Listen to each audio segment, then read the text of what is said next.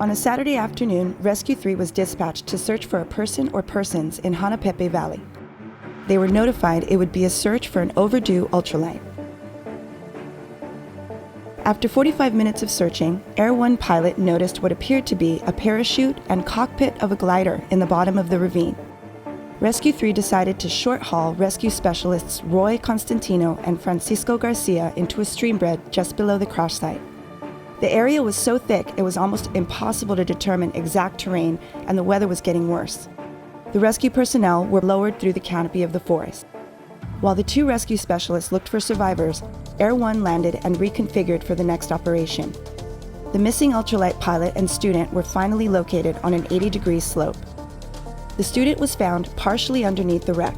He had sustained 2 broken legs and broken ribs. After securing him to prevent him from sliding down and landing in a flowing stream, his legs were tied together as a way of splinting them and placed in a rescue seat and chest harness for direct extrication via long line. Deteriorating weather and wind conditions made this quick escape necessary.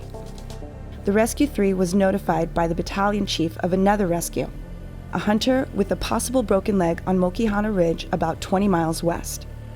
The team decided to remain on scene to take advantage of any weather breaks to rescue the ultralight pilot and recover the remaining rescue specialists. Rescue 3 was unable to secure the pilot for extrication and had to lower him to the bottom of the ravine into the stream bed. Once the pilot was in a safe place, the rescue specialists were able to assess his condition. He had a compound fracture on his right ankle and the left leg appeared to be broken. He also had severe head trauma. The deteriorating weather conditions were just too much to get close enough to perform a rescue. Fire 1 and Rescue 3 decided they would have to make another attempt at daybreak. This meant leaving 2 rescue specialists and 1 severely injured patient in the stream overnight, as well as 1 injured hunter in Mokihana Ridge by himself.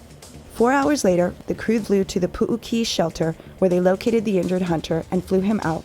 With weather conditions improving, it took Air 1 and Rescue 3 2 attempts to successfully pull Constantino and the pilot out in a specialized rescue basket. He was in critical condition, but alive.